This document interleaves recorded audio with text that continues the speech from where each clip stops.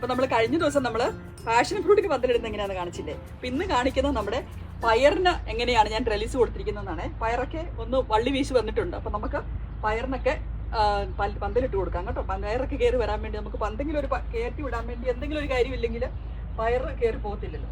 അപ്പം ഞാനിവിടെ പയറിന് ഒരു പന്തലിടുന്നതാണ് നിങ്ങളെ ഇന്ന് കാണിക്കുന്നത്. ചെറിയ സ്ഥലത്ത് ചെയ്യുന്ന കാര്യങ്ങളാണ് കേട്ടോ ഞാൻ നിങ്ങളെ കാണിക്കുന്നത്. വെച്ചിക്ക് ചെറിയ സ്ഥലം ഉള്ളെങ്കിലും നമുക്ക് ഇങ്ങനെയൊക്കെ ചെയ്യാമെന്നുള്ള ഒരു ഐഡിയ ആണ് ഞാൻ നിങ്ങൾക്ക് തരുന്നത്. അപ്പം നമുക്ക് കാണാം. അപ്പോൾ ഇതാണ് കേട്ടോ നമ്മൾ പയർ നട്ടിരിക്കുന്നത്. ഇതുപോലെ ഒരു ഗാർഡൻ ബെഡിലാണ് വെച്ചിരിക്കുന്നത്, റേസ്ഡ് ബെഡിലാണ് നട്ടിരിക്കുന്നത്. അപ്പോൾ ഇതിനൊക്കെ വള്ളി വീശാൻ തുടങ്ങി, ചിലതിനൊക്കെ വള്ളി വീശിയിട്ടുണ്ട്.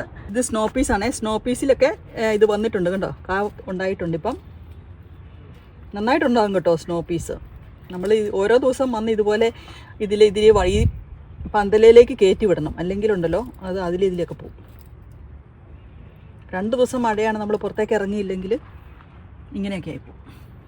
സ്നോ പീസ് എല്ലാം ഇതിലേക്ക് കയറിയിട്ടുണ്ട്.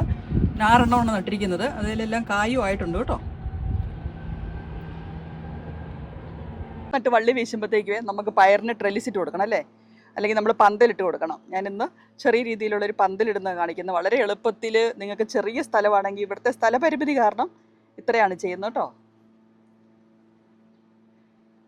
അപ്പോൾ ചെറിയ സ്ഥലത്ത് ചെയ്യാൻ പറ്റുന്ന കാര്യങ്ങളൊക്കെയാണ് ഞാൻ എപ്പോഴും എൻ്റെ വീഡിയോയ്ക്കകത്ത് ഉൾപ്പെടുത്തുന്നത്.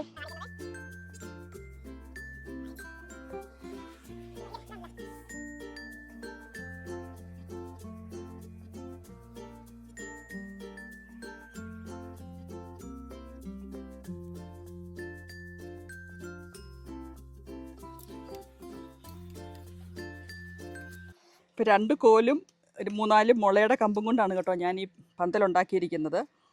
അപ്പോൾ ഈ ചെറിയ സ്ഥലമുള്ളവർക്ക് ഇങ്ങനെയൊക്കെ ചെയ്യാൻ പറ്റുന്ന ഒരു ഐഡിയയാണ് ഞാൻ കാണിക്കുന്നത് കേട്ടോ.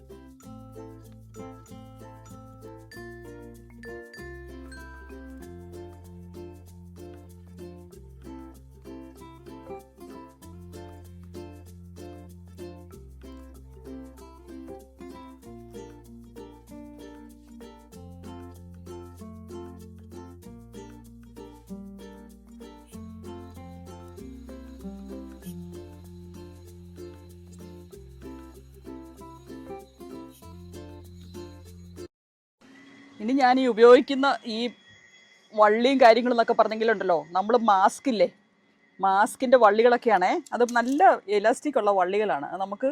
നമ്മളല്ലേ വെറുതെ വേസ്റ്റിലേക്ക് കളയുമല്ലേ ചെയ്യുന്നത്. അപ്പോൾ ആ വള്ളികളാണ് ഉപയോഗിക്കുന്നത്. ഇപ്പോൾ ഈ ഉപയോഗിക്കുന്ന കാര്യം എന്ന് പറഞ്ഞെങ്കിൽ, ഇത് നമ്മൾ നമ്മൾ ബെൻഡ് ചെയ്ത് വെക്കുന്ന സ്ഥലമില്ലേ, അവിടെ ഇച്ചിരി ഇവിടെ വയ്ക്കുന്ന ഒരു സ്ഥലം ഉണ്ടല്ലോ, അതുമൊക്കെ ഞാൻ എടുത്ത് വെച്ചിട്ട് അതാണ് ഇതിപ്പോൾ ഉപയോഗിക്കുന്നത് കേട്ടോ. ഈ വേസ്റ്റ് മെറ്റീരിയൽ കൊണ്ടുള്ള ഒരു പന്തലെന്ന് പറയാൻ വേണമെങ്കിൽ.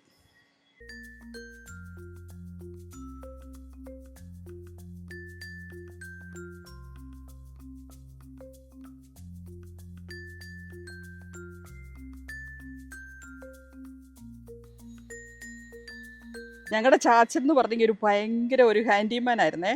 എന്നാ കാര്യമാണെങ്കിലും ഉണ്ടാക്കുമായിരുന്നു കേട്ടോ. ഇങ്ങനെ പന്തലിടുന്നതും എല്ലാം നമ്മൾ ചെറുപ്പത്തിലൊക്കെ എന്താണെന്നറിയാവോ ഇങ്ങനെ കെട്ടുന്നത് എന്തുകൊണ്ടായിരുന്നെന്നറിയാവോ?